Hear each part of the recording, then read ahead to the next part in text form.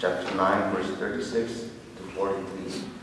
It's on page 1332 on your Pew Bible.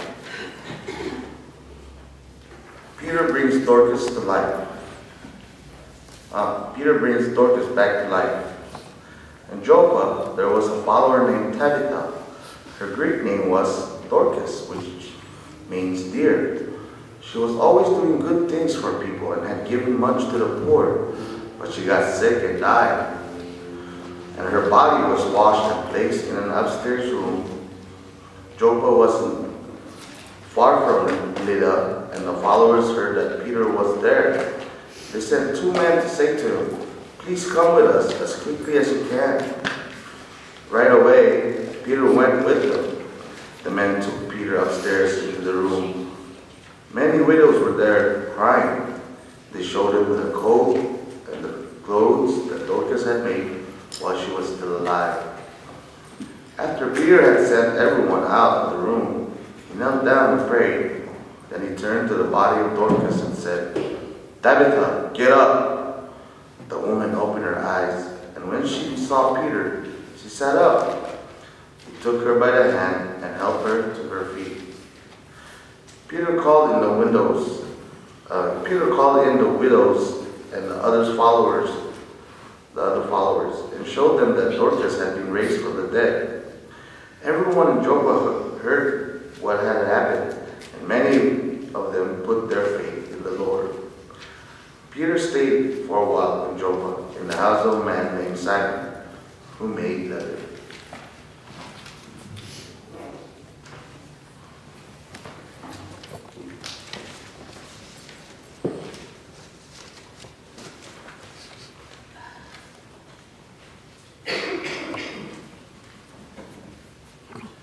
When I was growing up, I didn't know much about religion or faith or beliefs or whatever people that were neighbors of mine or people in my community practiced, because I was not allowed to go to church.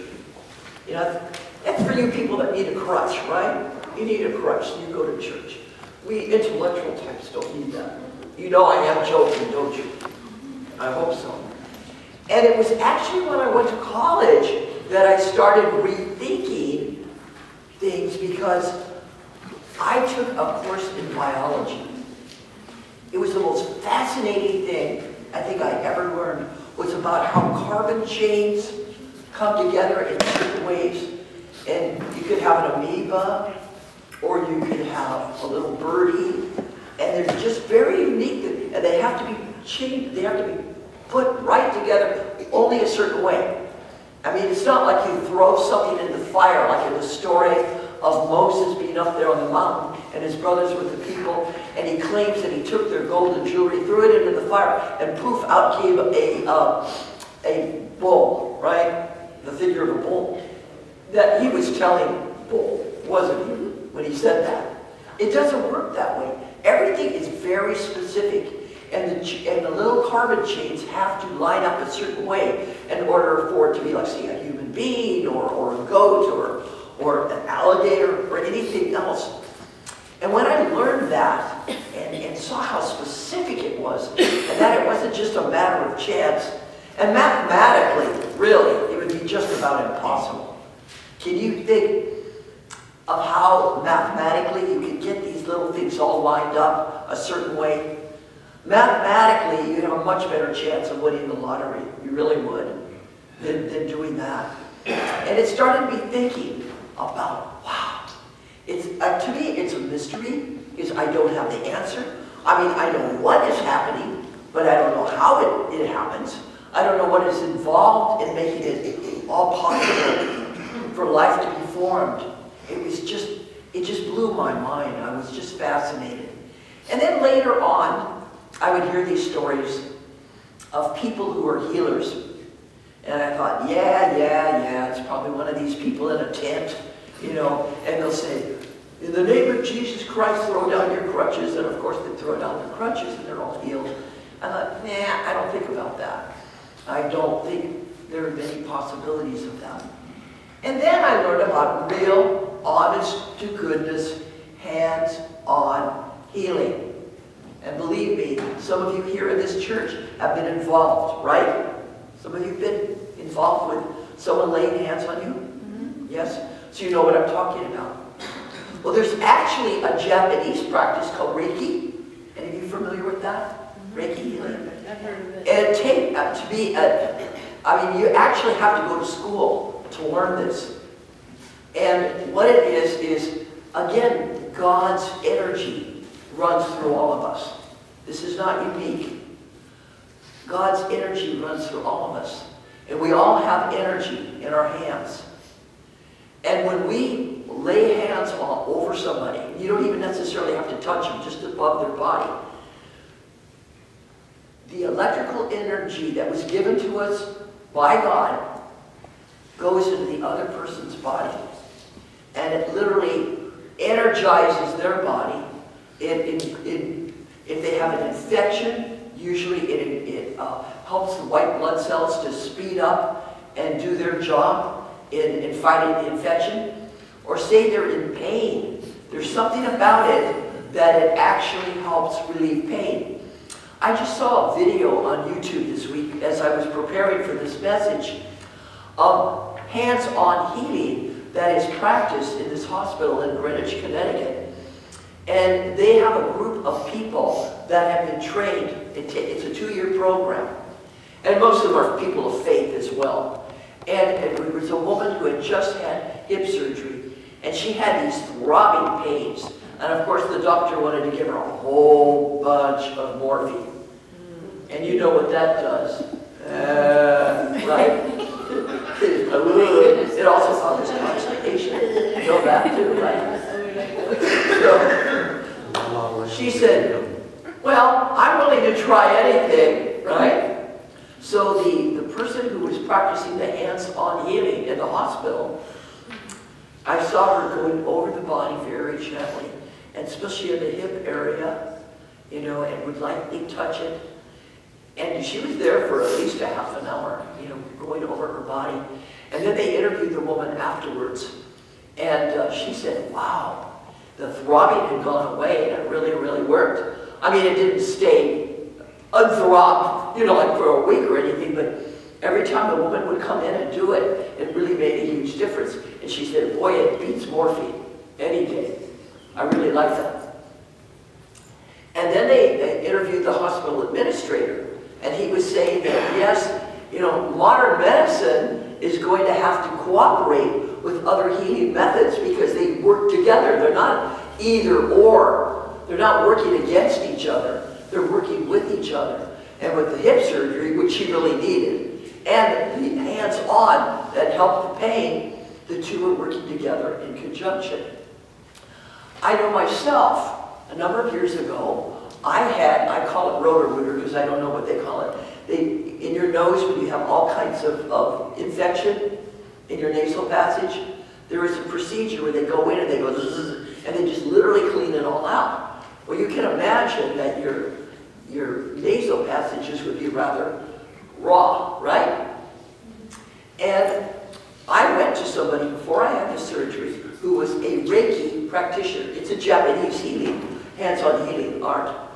And so anyway, he was with me. Again, it was about a half an hour, going over mainly my head area because that's where it was going to be.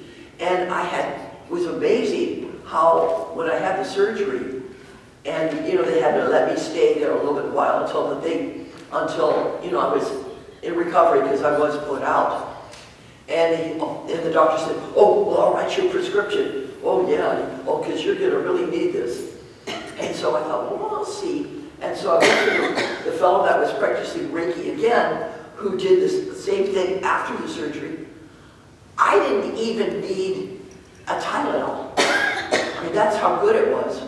I didn't even need something mild. I was absolutely pain-free right after the surgery. I couldn't believe it. And I thought, wow, this is really something. And when you hear that story of Dorcas, the woman who was so loved in her community, there's a little bit more of a story about her. She really went out of her way to help people in need. And the way she did it more than anything was by sewing. She made all kinds of clothes for people that really couldn't afford much of anything, who couldn't even afford the material to make well, it could be like kind of like a yarn, and you would have a loom, and you'd make cloth and things like that. Some of them didn't even have enough to do that. They were working out in the field. And women did work out in the field back in those days too. And so Dorcas would make all these wonderful clothes and things like that. And if she had any extra food left over or whatever, she would always help people. And then of course people felt so horrible when she got very, very ill, and apparently she was dead. We don't know if she was dead by modern American standards, of that there was no brainwave, and you know, we don't know. But anyway, she wasn't breathing, and they couldn't feel a pulse, okay? And so in the traditional Jewish method of doing things, they washed her body, which is something that women would do, and then they brought it upstairs, and they had her laying out there. And that's what they did. And they didn't have the mortuary, all right? So you had the body at home to start out with. And they called Peter. Now this story takes place in the book of Acts. And Acts is a book that is about what happened after Jesus was crucified and ascended. It's the Acts of the Apostles. So it's like the story after. And some of you might remember that Jesus had told his disciples that they would be able to do all of these things just like he's doing. They would be able to heal. It's not that we're doing the healing, we're the conduit of God's energy. And that's how people get healed, with hands-on kind of healing. And so Peter was known as being a healer. And so he was called, of course, he went right away and said, Dorcas, get up. You know, and she did.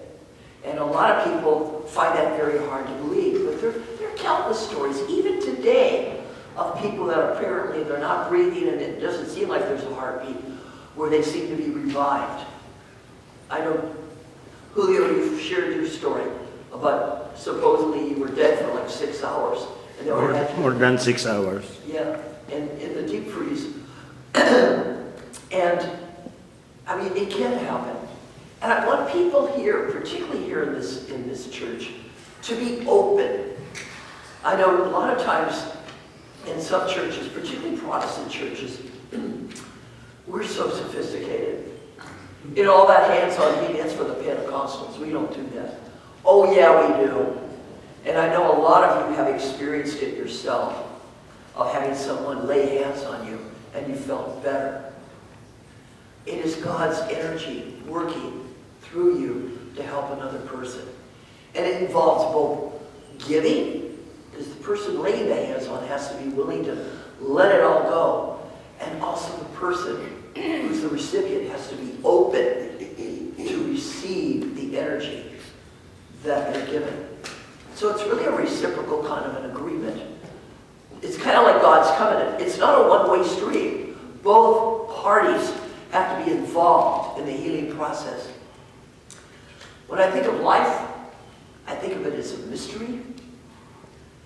I think it's like there's so many miracles, because we cannot understand really what is responsible for all these amazing things happening. And there's modern medicine that we've been blessed with. So when they all work together, this is how healing takes place. Amen. Amen. All right.